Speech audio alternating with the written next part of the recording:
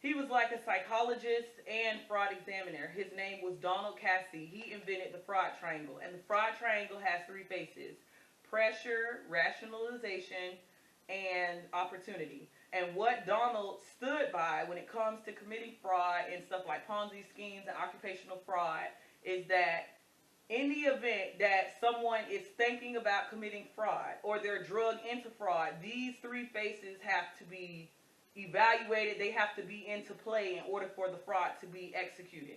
So, for example, in order for somebody to commit fraud, the opportunity has to be available to them, if that makes sense. So, in other words, this is the opportunity. When you see a post on Facebook and somebody's like, "Oh my God, you can make $800 by just putting in $100," that right there is the opportunity, because it's like, okay, it's Cash App. We know Cash App don't have no phone number. They not gonna call me. Cash App ain't gonna call the FBI. You know what I mean? If people send me $800, that's on them. They can't request the funds back from their bank. So the opportunity is presented in this scheme. Okay, that's number one. That proves that. Okay. Next thing is pressure.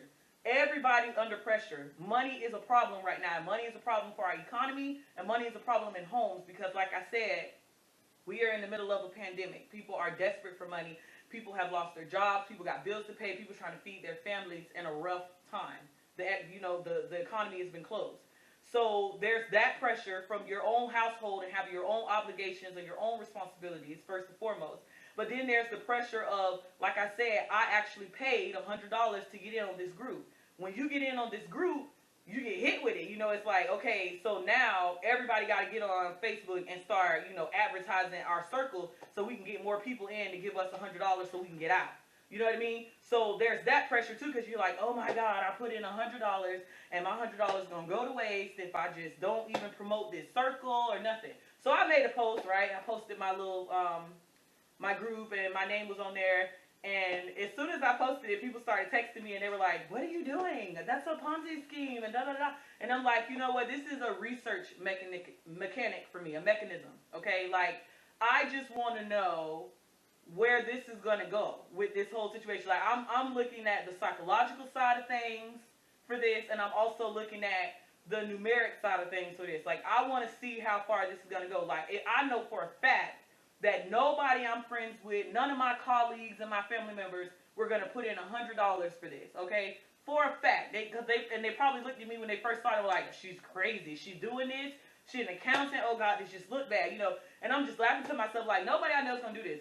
But they've convinced me that if I just put in $100, I'm going to be okay. So I'm like, let me just see, if I put in this $100, if, I get in where I fit in, and then they're going to make sure that I get my money back. You know what I mean? Like, they're going to make sure at least I get my money back.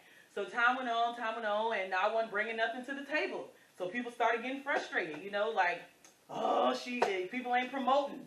I'm tired of this. So I was like, you know what? Now I'm going to throw a whole curveball. All right? So now I'm going to say in this group, anybody else on one of the other teams can have my spot on this board for $75. Here's my Cash App. Nobody took it. I posted it twice in the group chat. Here's $75. Give me $75 and you can have my spot on the board. My spot kind of moved up. And the board, I was getting closer to the center. So I'm like, somebody's going to take advantage of this.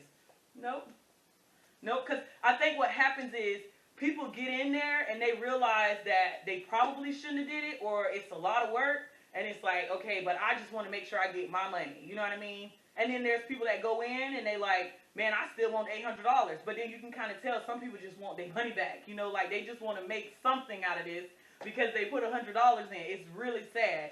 So pressure is a big part of this scheme, and it plays so well into Donald's research is what I'm, going into. And then the other side of things is rationalization, which is the last phase of his research. And what he says is a person who commits fraud has to rationalize this. Now, this is the part, I'm going to tell you first what I don't rationalize about this. If I had have made it to the center, which I didn't because I didn't want to get anything out of this, this was solely for me to do research and explain to the public what I was, investigating or looking into. When I get to the center, I was asking myself, there's no way I'm taking $100 from all these people that I don't even know, first of all. Okay, that's rational because you're thinking to yourself like, if I'm an ethical person in some way, shape, or form, I'm not going to want to accept $100 from somebody that I don't even know. Do you understand what I'm saying? I don't know this person's financial situation. I don't know how many kids they got. I don't know if they married or not. I don't know if they one of the people there's 16 million people unemployed right now, okay? Are they one of those 16 million people? So at what point do you rationalize that the way that you're coming up off of this, this scheme is by getting money from somebody else that you don't even know their situation? That's the rationality of this situation. So as I was looking and observing a lot of the communication on the group chat, I was asking myself, why is somebody, like, the way they were communicating and the aggression is like, and we got to do this and we got to do that. It's like, is somebody not going to be the person to be like, this is like probably like dead wrong, like we shouldn't do this?